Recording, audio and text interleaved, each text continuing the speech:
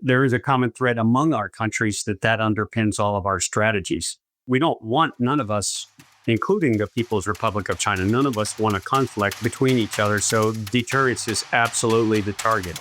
You're listening to the USSC Briefing Room, a podcast from the United States Study Center at the University of Sydney, where we give you a seat at the table for a USSC briefing on the latest developments in U.S. news and foreign policy. We'll cover what you need to know and what's beneath the surface of the news.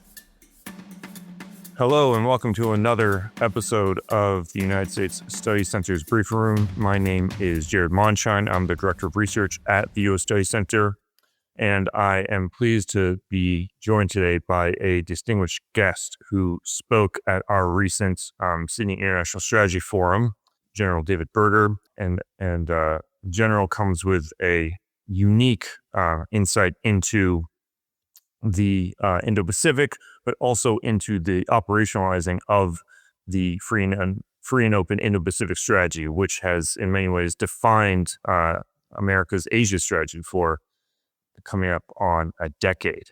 And General Berger was kind enough to fly all the way to Sydney to join us and to deliver a keynote at our conference. And now I'm pleased to be hosting him on the USSC Briefing Room. General Berger, thank you so much for joining us today. Jared, thank you for having me back on. And it was, I learned a lot during the week in Australia, as I always do. So thank you for hosting it and organizing it. The pleasure was all ours. It truly was an honor to have you join us for the week. Now, I think to kick things off, for those of us who are perhaps a bit nerdy and wonky and familiar with the considerable amount of work that you did at in your role, in your last role before retiring from service, could you maybe explain some of the reforms and just a broad overview of what you did in the Marine Corps that in many ways broke through the normal news channels about what the different what branches of the military, U.S. military are doing? This is something that even people that don't study military strategy were aware of. I'd love to just, for our listeners, give them an understanding of what exactly you did that in many ways made headline news. Sure. First of all, the Marine Corps, as you and I discussed, a long history of adapting to change over our 250 years. So it wasn't the first time, won't be the last time. But the driver was a recognition that the changes that the Marine Corps needed to make to operate in Iraq and Afghanistan effectively in a counterinsurgency mode, we had to make some significant adjustments for that period of time, which was effective for that environment, that situation. But the analysis that we did at the end of that was that although a great fit for the Middle East for that period of time in that environment, it was not a match for the future operating environment, where the rate of change in technology and the accelerated rate of both capacity and capabilities in the PLA in China, both were going to outpace the Marine Corps' ability to stay in front. So we had to make some changes, or else accept that we were going to fall behind, and that's not acceptable. So the first thing was not actually equipment or changing our structure. That was not the first thing. The first thing always should be understand the threat and then figure out what your operating concepts are going to be, how you're going to warfight in the future. Then everything else flows from that. And I know most of the attention, of course, naturally was on equipment and people and structure.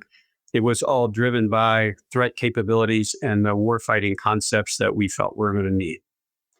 And in some part, it was a return to our roots of a naval expeditionary force. That's always been our strength. That was our birth, and that's our strength today and going forward. Because especially now, each of the services, the Army, the Navy, the Marine Corps, the Air Force, the Space Force, has to figure out how you fit into a joint force and provide, some overlapping capabilities like you and I talked, but largely what do you bring that's unique? And how can you mesh that together as a really strong joint force? So we had to change how we were going to operate. We felt we would need to operate in the future, and that drove all of the rest, the equipment and the people, the structure, and the training. All of that was driven by how we thought we would need to operate in the future. Excellent. And I think one question I had, a rhetorical question, was perhaps it was for those who there's a lot of you're very humble, but there's a lot of pushback against your reforms, and for those that were pushing back, I think rhetorically asked you whether we should get the Ukrainians to share just how valuable tanks are in the modern warfare compared to some decades ago. I think one thing though that you spoke about at SISIF at our conference was moving on from adapting to the modern era is the sort of unique role that allies and partners have and the agency they have in being integral parts of U.S. strategy. And you talked about even from your own experience the ways that allies, including Australia, have that agency and have exercised that agency in the past. Could you maybe, for those of our listeners who were unable to join us at SISIF, could you maybe recount some of what you shared there on that topic? Sure. I think the how much agency or how much influence another nation can have on the U.S., I think, is way understated, very much understated. And I can understand why, because the U.S. military is so much larger, our budget is larger or global, and it can seem like not going to have much influence if you're another nation, an ally or a partner. But the opposite is, in my experience, the opposite is true. Nations can have a huge influence on the U.S. military, but perhaps not in the ways that they're envisioning in their mind. Like you could sit down and tell the U.S. what to do. That's not the best approach always. Sometimes it is, but more it is complementary and a common understanding of the threat and the operating environment and how we can operate together with allies. That can influence everything from warfighting concepts to structure and weapon systems. I think all of us understood years ago that we would need to operate with similar equipment that was compatible with each other, or else it's going to be very difficult to operate in the same region, in the same contingency conflict, if we can't talk, if our systems can't communicate. So the first part, I think, was having compatible systems that can work together. And the U.S. has shown, and when we should, a willingness to adapt to what everybody else is using and reach a common framework for things like command and control systems, so that we can talk fluently back and forth without going through too many nodes to get to the other side, or misunderstandings because our systems were not talking to each other. As far as how we operate, especially in continuous learning organizations, and I'm just going to highlight the Marine Corps, we learn a lot from other countries, what they are using that's successful, what is and isn't working. We study all the time what Australia Army is doing, the UK, Israel. We studied the conflicts just like everybody else in Ukraine and prior to that over the past 15 years to find out what's working and not. And that all requires some humility to understand, to accept that you don't have all the answers. And a lot of times our allies have better answers than we do. And the last part of this, I would say, and I think I mentioned this a few weeks ago, is the U.S., although we operate regionally and globally, we don't have the same level of understanding as, let's say, Australia does in the region that Australia exists, because you're there 365 for a long time. and you have a much deeper understanding of the other countries and the nuances of a region that we will never, ever yet when we flow in and flow out with our military. So we should also be humble about the understanding beyond even language, but culture and the nuances of how units work together, nation states work together. So we should be humble, like in the case of Australia, and understand in that region, in the far end of the Pacific, we should stop and listen, because your understanding of that region is going to be a lot deeper than ours. One thing that you shared, I'm not sure if you shared this publicly, but you shared some insights from some former senior ranking Australian officials in terms of I think you were sharing how much you find Australians to want the truth. I'd love to hear. I'd love if you could share that that wisdom with our podcast audience. Well, first of all, my experience in the Pacific dates back to my first deployment, which was a 6-month deployment in 1982. So it's been that many years of constantly deploying to the Pacific and learning a ton along the way.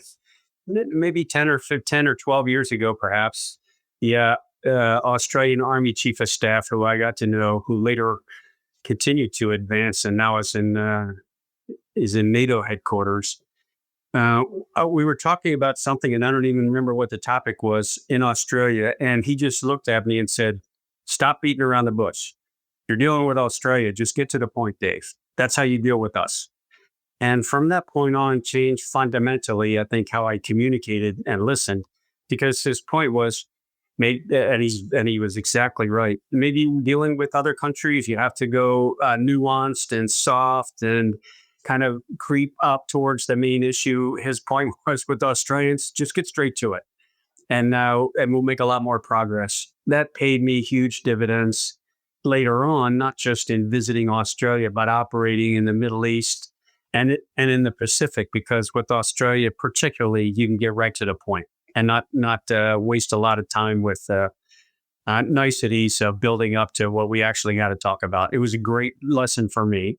I only needed it to learn it once. It was great. Now, you implemented critical reforms within the U.S. Marine Corps as the Commandant, and you faced pushback, but you got it done. And I think those reforms have continued to this day in terms of they have not gone back or somehow regressed. But I'd love to know, though, in terms of where we are, in terms of the U.S. military readiness, especially in the Indo-Pacific, and especially given the pretty stark differences between the Biden and the Trump administrations, where we are, and how you see the military readiness in the region. Some would say that, you look at the difference in administrations and that there's no overlap whatsoever between the Trump and Biden administrations. Some would say that there's actually a lot of overlap, at least in the security world, and a lot of continuity. I'd love to hear where you see U.S. Military readiness and just the force posture in the last few years in particular. I would say there are some constant threads, as you highlight, for sure, and you can trace them back through our national defense strategies. And I won't go into it in depth, but there's continuity there in terms of an understanding of what the focus, the region that needs to be the focus of the United States. What is the pacing threat for the United States military? Those are constants throughout, and the rapid rise of the PRC and the PLAN and the expansion of what they're doing in the region, all of which are constants. Democrat, Republican, it didn't matter. But back to, I would say, 2016, 2017, there's a continuous thread of this region is the most impactful. This nation, meaning the People's Republic of China, is the most consequential challenge that we have to not just regional stability, but global. So those things were constants throughout. As far as the posture in the Pacific, for the Marine Corps and Navy, very constant throughout. About 2/3 of the Marine Corps has been in the Pacific for 40 years. That hasn't changed. It didn't change in the last 3 years. It's the same today. We are modernizing, and the same for the Navy. They have 2 numbered fleets, and Pacific Fleet headquartered in Hawaii. None of that has changed. All assigned to Indo-PACOM. So I think although we shift forces around the globe where the president needs us to, what's assigned to Indo-PACOM hasn't changed. What has changed, obviously, is how we operate and the equipment, because we're rapidly modernizing. But I would say in terms of readiness, like in the basic language that you're using, not a percentage or a number, but readiness. Are you ready to handle the possible crises, the contingencies that could pop up? Very high. And I think I attribute that to a prioritization of the Pacific theater as, okay, we have to have the most ready forces out there. They got to be equipped with the best we have. They got to be fully trained, ready to operate. So what we deploy and operate in the Pacific is at the highest states of readiness. And that hasn't changed. And I don't see that changing in the future. How they operate, though, surely is. And we're learning from that as we go. Because the concepts of distributed maritime operations on the Marine Corps side, things like stand-in forces, distributed aviation operations, distributed and contested logistics, these are things that have to evolve at a faster rate, probably than we're accustomed to in the last 20 years. But that's what's necessary to stay in front. And can I ask, in terms of that readiness and how things naturally evolve with new technologies, I guess one dynamic is, how do they evolve with what the Biden administration called the lattice work, right? So we have more allies and partners shouldering more of the burden than ever, also more forward leaning and more joint operations, more joint exercises. What does that look like on the ground for you in a practical sense when you have more countries more engaged? How does that change your calculus, and what does one have to sort of understand about surely, I think, was the Churchill quote saying, it's terrible to go to war with allies. The only thing worse is going to war without allies. What does it look like when you're preparing or you're implementing deterrence against war through working with allies? Your comment, Jared, about, I think in your final sentence about deterrence is exactly probably the great point to start for. There is a common thread among our countries that underpins all of our strategies, is deterring. None of us, including the People's Republic of China, none of us want a conflict with between each other. So deterrence is absolutely the target. If that doesn't work, then certainly you got to be able to win. But deterrence is where it begins. And working with allies, what a fundamental change.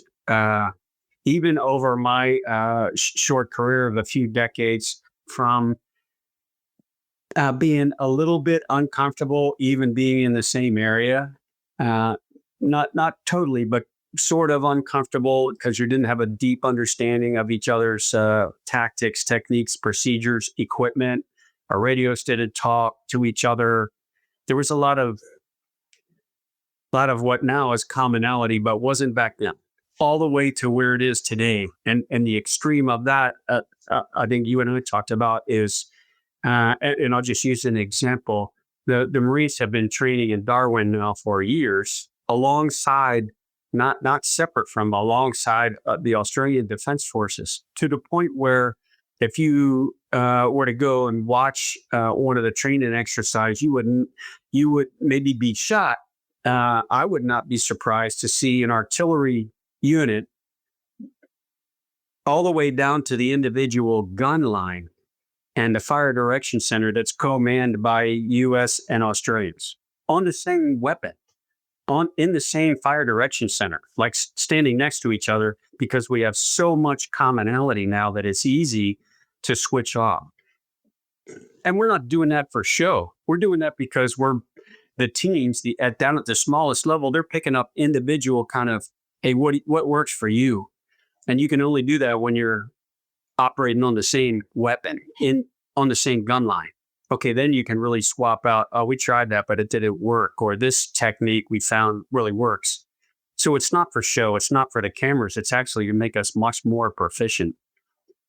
our the commonality of our weapon systems, plus the advancement of IT that makes it possible now for our different command and control systems to actually interface a lot easier. All that much helpful. So it's much more than just the same weapon systems. Now it's really a comfort level, I think, in how we each other's trained and operates. What's the value overall to your first part of your question? What's the value overall? Back to both parts, the deterrence and the winning. I think there's no question in my mind that individually we would be challenged to deter. We would be challenged to win if it came to that. Collectively, it's a much bigger problem, insurmountable problem. What we want to create is an insurmountable challenge for an adversary to wake up tomorrow and say, I think we should make a run for it. I think I see a window. We should try it. Because he's not going to face just the US or just Australia. He's going to face the collective of all. That's a big problem for the adversary, not just militarily, because it's going to bleed across economics and everything else. So we want to make this a really difficult problem for the other side. Then can I ask, given the sort of visionary reforms that you implemented within the Marine Corps, and your experience around the world in diverse international theaters, but particularly in the Pacific, what do you see as sort of the biggest gaps in current U.S. alliances for deterrence in the region? I would say both us and Australia are working hard, not to curry the favor of, but working very hard alongside countries like India, Vietnam, the Philippines, not to force them to choose sides as much as to understand that collectively we can maintain the stability in this region. If we fragment, if we are not working together, then the risk is you're going to lose everything that you gained in the last 5 decades. So it's not a line up on which side you're going to pick for this next, conflict. It's more, what do you want, to preserve the stability, both economically and security wise, that we all enjoy right now? Do you want to preserve that? Or are you willing to throw that over the transom, completely disbar it in favor of a different system run by a single nation? Let's work together. The gaps, I would say, are the ones that are sitting on the fence, and that's always the case, working in a coalition or a partnership. The ones who are hedging, the ones who are, and you can understand it if you were them to a point where they're hesitant to pick a side, hesitant to be viewed as picking a side. But eventually, as a nation or an individual, you have to decide which path are you going to go down. And our hope is, I think Australia's is also, that they understand the value of the stability, regional and global, that the current order, with its rules, with its standards that everybody accept, that's much preferable than throwing that into the trash can and favor something brand new run by, dictated by a single nation. Now, I guess also before we've been talking about allies and partners, and I want to shift to China in a second, but last question on allies and partners. I'd love to know if you could redo your career again, knowing where we are right now, how would you have approached the region differently, or would you have approached the region differently than you did? I'm not sure. I'd have to think about that. But for those of us in the military, of course, we don't have ultimate control over our careers. We go where our service, where our country needs us to go. So it's not like you can pick and choose and go, I'd rather go over there or over here. As far as given your question is a theoretical one, if I could focus on something or not do something less, what would that be? I think probably not unique to me, but certainly I'll be the first to admit it. I did not understand deeply enough the value of culture, understanding culture on how you get along with everybody else. And in fact, how the adversary thinks, operates, makes decisions. And that's probably true for all junior, military people. You're just focused on here, now, today, this week. being as competent as you can. But I think the more senior I got, I thought, man, I should have tried. I started studying this a lot earlier, especially in cultures that are very, very different than the United States. I think our bias is naturally to mirror image, to think, well, they're like us. They think like us. They're going to react like us. Not true at all. Whether it's, to your point, China or countries in the Middle East, their culture is very different. They come from a different place, so they're going to think differently than us. So I think, long answer to your question, I would have started studying culture a lot earlier and understanding the impact of that on how you operate in a region.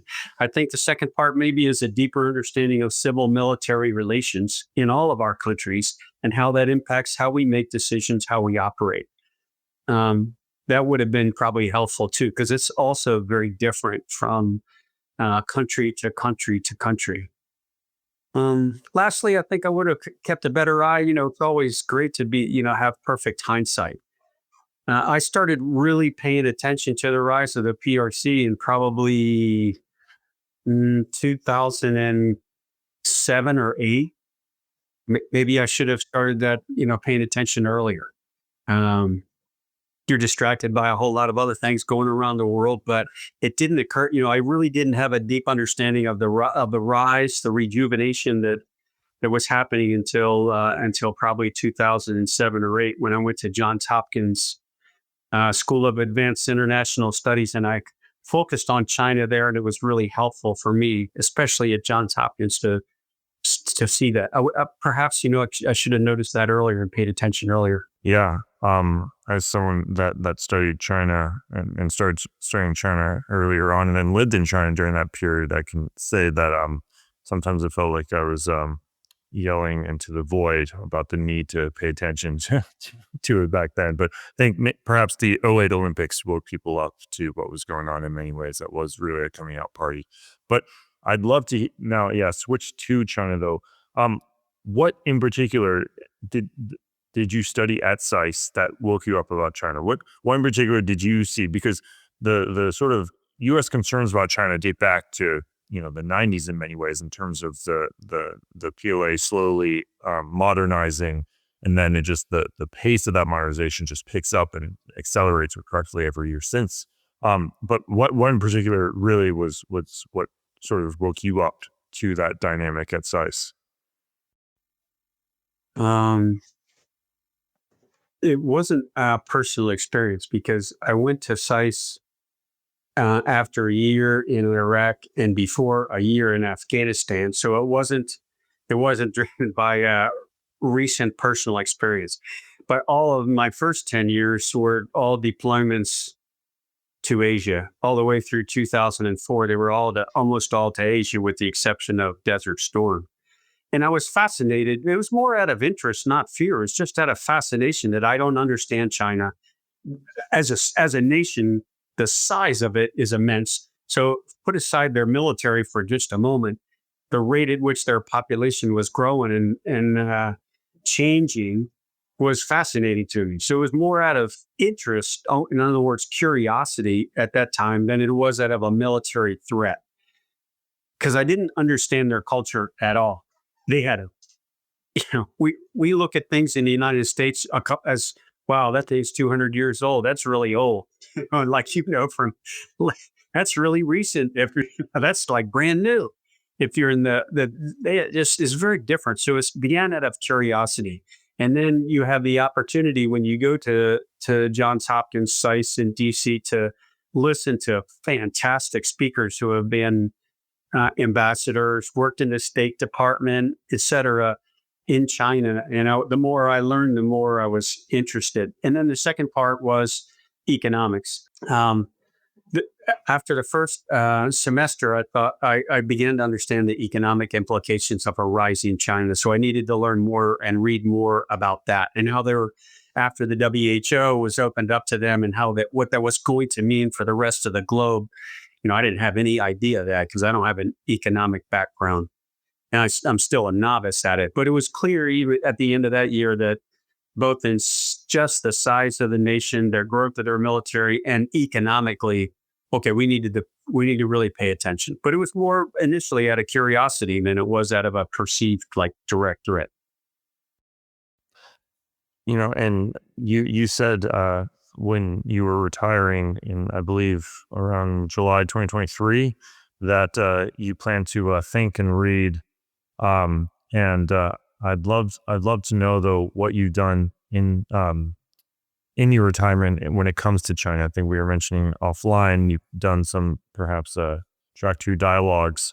I'm old enough to remember when we had a lot of dialogues with the Chinese PLA, and then they went pretty quiet. And then in recent years, there's a little bit of some of the lights turning back on. Very slowly, perhaps tepidly, but would love to hear your thoughts since retiring. What you've been up to when it comes to the Indo-Pacific, particularly with China.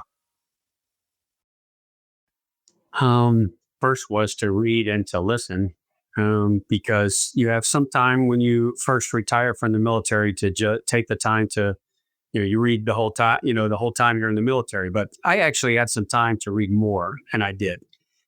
You also have time and the opportunity, and sometimes you're lucky enough to be invited by what I consider, people with much deeper expertise in the region who had worked in the State Department or on the National Security Council or both, and from both administrations. And these are the Rush Doshis and Matt Pottingers and all the rest of them that, this has been their life studying this, and Liz Economy and so many others. So first it was reading, and then it was meeting with them and listening and asking them questions that helped to fill in holes in my understanding. And I still have a lot of them, frankly. Then the track two dialogue opportunities, which I didn't really know much about, frankly, as an active duty military, because you don't do that. Everything is official. It's not called track one because you never hear that term. But then I heard about this track two thing and track three, and I had to ask a bunch of people, like, what is that all about? And they explained to me. And then I was invited to go, in fact, you and I talked, I was invited to go to China last week. Here's my take on that. And I think it's similar to the way that you're characterizing it. When track one is working, track two is nice. Keep kind of on a simmer, but it's not critical. As long as track one is really open and moving, the ones below them are just helpful to fill in some holes, but not critical. When track one is not working so great, track two becomes much more important. That's how you're going to communicate nation to nation. We're struggling right now, nation to nation in track one. As you point out, a lot of the dialogues, even on the official side, and I'm just going to focus on mill to mill, military to military, almost completely cut off for years. That's very, very dangerous. So I think right now, things like track two dialogues, exchanges of information and discussions between professional people at a pretty high level are really, really, really important. They don't directly influence policy. They don't have any authority to do that. What they do, though, is open up issues that are maybe difficult to talk to at the official level, at the track one level. You can actually, in a closed room without any media, you can actually put stuff on the table that's maybe difficult to have an official conversation about. So I'm fascinated by it. I'm new to it, but and you don't see you don't see the fruits of that for months, because it's not something on Friday where you're going to sign a communique and have a press conference. It's more like indirectly, you're going to go back to your countries, talk about what you talked about, and hope that it influences policy. Any takeaways from the track two last week that you're willing to share with our audience? Fair question. I would say a few, yeah. And some of these are borrowed from other people who have been doing these dialogues for a long time. This is my first. So I didn't have anything to compare it against. But one, a sense, previously their sense was the natural, what we understand of the Chinese culture of, we're not trying to overtake anyone. We're rising. We're trying to grow. We're we have a long way to go, that kind of approach with much humility. Now I would say confident. We're there. We're a key player economically, militarily, much more confident. Now, I don't know whether you would, extrapolate that to cocky with hubris. That's more judgment than anything else. But it was just clearly a sense like we're equals. We have parity. We're not coming from an inferior standpoint. There was the echo still of we're not trying to push you out of the region or displace the United States or anything else. But, we would scratch our heads and go, well, your actions are a little different than your words. And even your words from your great leader are a little different than the way you're describing it. So one, I would say confident. Two, I would say as fast as on the military side, as fast as their military is changing, and it is changing fast. If you're out of the PLA for 3 or 4 or 5 years, you're out of date. And I bring that up because it's the same in all of our militaries. But step one in that is admitting it. It is understanding that I am not current. If you fail to do that, in other words, if you hold on to it and say, hey, you name the position, only 5 years ago, and I'm still really in touch and I've got a good read on them and I have insider information, okay, you're already fooling yourself. So I kind of got a sense that the speed of change in their PLA is difficult for the retirees to get their brains around, I would say. I don't know if that makes any sense to you. It very much does. Yeah, no, I think that modernization of the PLA, I think it echoes other aspects of broader Chinese society that's modernizing. And it's I think we sometimes forget just how much China has changed in such a short amount of time. And we have generations of experience in the U.S. and Australia that perhaps they don't necessarily have in China. So one other aspect, you asked, I hadn't thought of this before, but I had read, Corey, like you had, the real estate overbuilding kind of problems that they have in China. You read about it, it's hard to envision. All you got to do is drive. And we went to an outlying province in the southwest of China and spent the first 3 days. This is impoverished, not Shanghai or Beijing, or this is a way out in the middle of nowhere, kind of place. Drive at night, which we did for a couple nights. Half the lights are off in the tall high rises. There's a lot of vacant, overbuilt residences and stuff that are not, and their population is not rebounding at all. It's not going to. In fact, it's going the other way. So it's not like a population boom in the next 5 years is going to fill those apartments up. Not going to happen. Ghost cities. Thank you for sharing that. Last 2 questions for me. Given just how much you accomplish in your career and just how impactful your reforms were and how much you've learned, I'd love to know, and also what you're doing since retirement. And I'd love to know what exactly keeps you up at night, where you're still pressing concerns, and then what are you most optimistic about moving forward? Well, first of all, I discount your first point. I didn't accomplish a lot. All what I did is learn from really, really smart people who are very patient with me and let me make mistakes and gave me second chances. And I tried to listen. So I didn't accomplish anything. And the reforms not personally, in the military, everything is as a team. And the reforms were not my idea or my, brilliance. It was a whole collection of a lot of people who recognized we needed to change. I don't take credit for it. The only thing I'll take credit for is the things we got wrong. And I'll take full credit for that. But all the things that we got right were other people's ideas or Marines making changes that needed to happen. So I'll take all the credit for all the things that we maybe got a little bit wrong. As far as what keeps me up at night, one is the increased risk of just an accident happening, a misjudgment by 2 tactical commanders um, who were operating in close proximity with really accurate long-range weapon systems that fly faster, and the command and control and decision-making processes that are a lot tighter, a lot smaller than they were even 10, 15 years ago. In other words, the risk of a misjudgment is what worries me. That because we're not talking military to military, let's take the PLA for a moment, that a U.S. or an Australian aircraft or ship or something like that has a collision with a PLA vessel or aircraft, and we can't figure out whether it was intentional, accidental, and it's happening very, very rapidly, and the media is on it in a moment.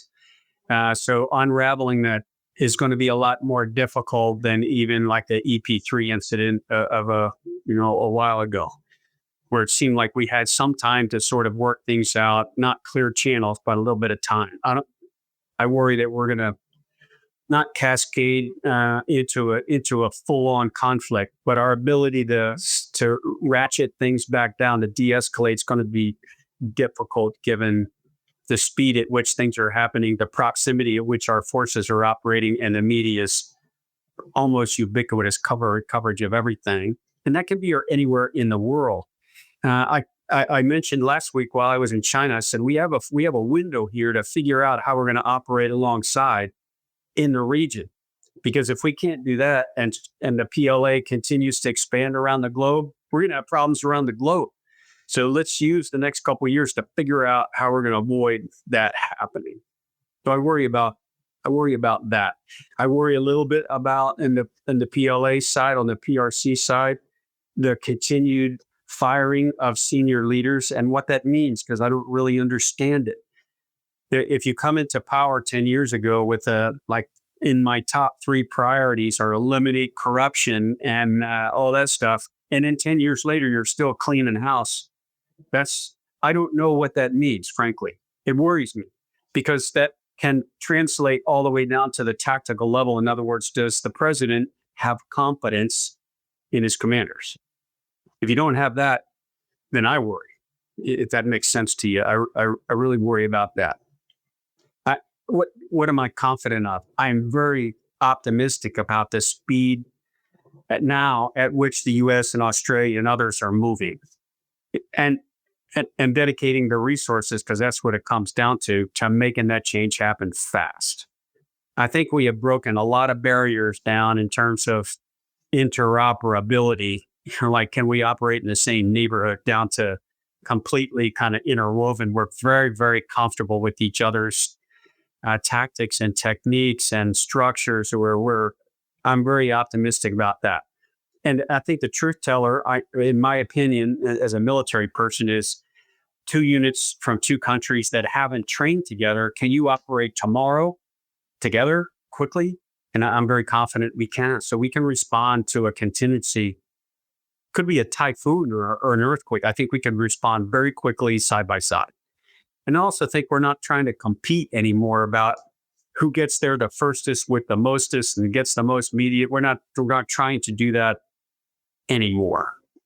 And thirdly, I think we do have a clear-eyed understanding right now of the threat that the PLA that we face.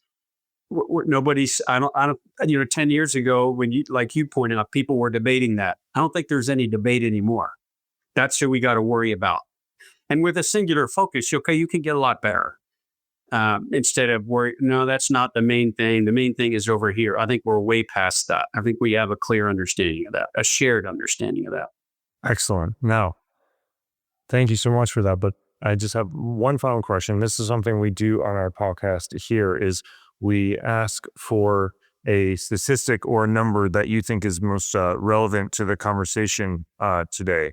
We say to buy the number, and this should either be somehow you think is illuminating to our conversation or related to our conversation, or maybe specific facts. Would love to hear if you by chance have one today. I just sprung this up on you without warning you beforehand. So love any number, stat, or fact that you think is most relevant to today's conversation. Okay. There's probably a better one, but since you plopped this in my lap, 2/3. How about 2/3? Okay, let's hear it. And that's the answer to the question: how much of the Marine Corps is assigned to the Pacific? 2/3. And I bring that up because if anyone ever can test, oh, this isn't your focus, you guys have lost focus, you're really in the middle. I keep telling them, no, 2/3 are assigned to Indo-Pacific, hasn't changed. That where you put your money is you put your money where your mouth is. Marine Corps got 2/3 of our forces assigned here. There's a reason. And how long have the Marines had 2/3 of their forces in the Pacific? Ever since Indo-Pacific was formed. At that point, both 1MEF and 3MEF were assigned to Indo-Pacific. I think. I was a young officer then, so it either happened then or it happened shortly after that. But 2/3, for a long time, for decades. Great. Yeah. Well, thank you so much, General Berger. This has been an absolute honor to have you. And you are, I think in Australia, they have this concept with the tall poppy syndrome, where the tallest poppy gets chopped off, and it's a lot of humility. And I feel like sometimes you maybe overlearns from some of your allies because you are too humble, and your accomplishments have been an absolute quite an accomplishment. And in terms of making the U.S. Marine Corps and the U.S. military strategy more broadly more ready for this period of strategic competition and implementing the free and open Indo-Pacific strategy. So I am grateful for your service, and I think many Australians are as well. So thank you very much for your time, and I hope we get to see you back in Australia soon enough. Well, I'll return that favor and say thanks for my time in Australia. Thank you for this podcast, but also in a bigger way, thanks to you and Mike for what the U.S. Studies Center does, which we don't have time to talk about. But I can't let this podcast end without this. Wouldn't happen. The attention, the focus wouldn't happen without the U.S. Studies Center focus. So thanks for keeping all of our eye on the ball. Thank you. Thanks so much, General. As we close up, just want to highlight a couple other podcasts for the U.S. Studies Center, including the USSC Live series, where you can hear our recently recorded events. And lastly, we have our CEO's podcast, the Asia Chessboard, where you can hear a whole range